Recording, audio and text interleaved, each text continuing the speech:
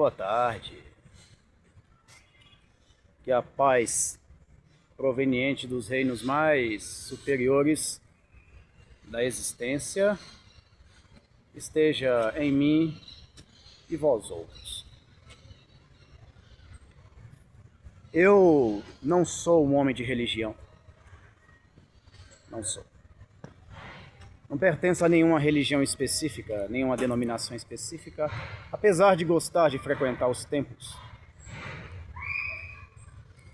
Mas, como peregrino na senda dos mistérios, eu gosto de aprender com alguns personagens bíblicos que tiveram a sua trajetória marcada no planeta Terra e tornaram-se dignos de serem eternizados nas páginas do livro sagrado. Acho muito interessante quando eu falo de Paulo. Haja vista como ele deixa claro em várias das suas cartas, inclusive, se eu não me engano, na carta escrita aos Gálatas, ele fala que era judeu de sangue, de origem farisaica. Interessante que a expressão Paulo no grego é Saulo e no hebraico é Shaul, o mesmo nome do rei Saul, né? Paulo era da tribo de Benjamim, fariseu, um cabalista, estudante dos mistérios, instruído na Hadagá e na Halaká. A Halaká, a teologia moral judaica; a Hadagá, a interpretação dos mistérios da Torá e dos profetas.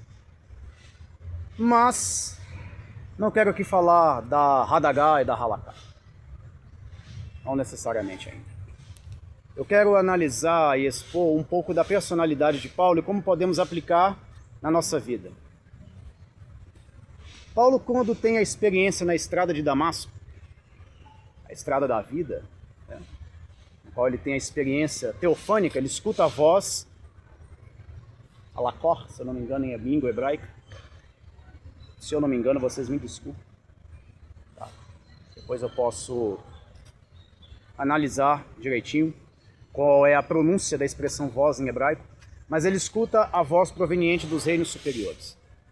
Ele tem uma experiência, ele vê a luz, ele fica cego durante 3 dias, tudo isso tem uma simbologia, o 3 é sinônimo de transformação, enfim, tudo tem uma mística envolvida.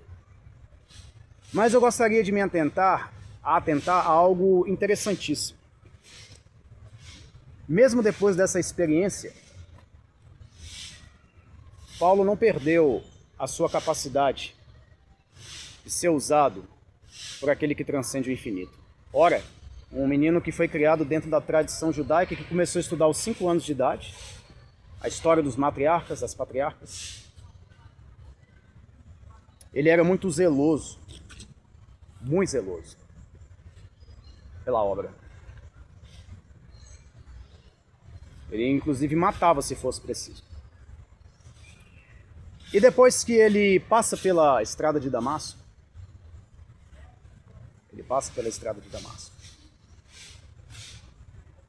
ele tem aquela experiência. Você acha que Paulo perdeu esse poder de ataque? Não. Ele não perdeu esse poder de ataque. Ele apenas se adentrou mais profundamente na mística.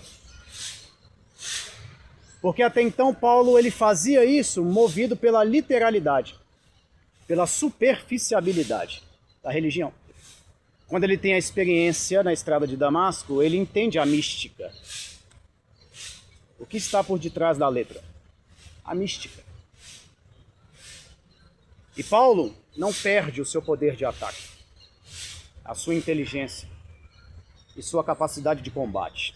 Ele apenas redireciona para um vetor transcendental mais profundo. Pois bem, falar sobre Paulo aqui faria com que eu gastasse dias. Um personagem épico. Como que a gente pode aplicar? O dom que você tem, o talento que você tem, a capacidade de discernir, de operar, é proveniente dos reinos superiores. Aprenda a redirecionar a sua capacidade. Lapide a sua capacidade. Coloque ela em processo de lapidação, de limpeza. E redirecione para o vetor que vai fazer com que você se desenvolva ainda mais e colabore para a humanidade. O dom que você tem é dom de Deus. Foi dado, concedido a você como um presente, uma dádiva. Use com sabedoria. Redirecione com sabedoria. Nunca pensando somente em você, mas pensando no coletivo, no todo. Vamos continuar redirecionando o nosso pensamento para a pureza de espírito, de mente, de corpo, de alma.